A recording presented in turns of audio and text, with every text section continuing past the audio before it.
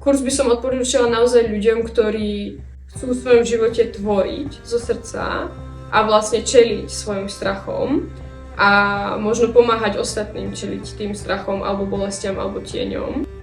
Život pred kurzom cítila zhruba čo chcem robiť. Cítila som vlastne, že to má byť a je spojené s kakaom ceremoniálnym, ale absolútne som nemala žiadnu formu, fakt som strácala motiváciu, vôľa tam bola tiež taká, ale zároveň som vedela, že už cítim, že vlastne neviem ísť naspäť do nejakého korporátu.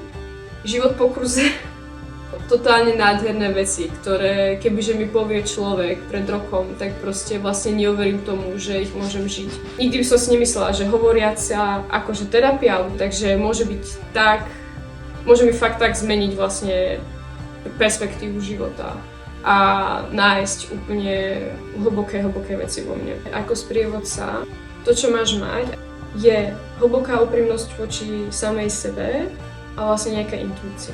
Všetko ostatné má možnosť sa to ten človek naučiť.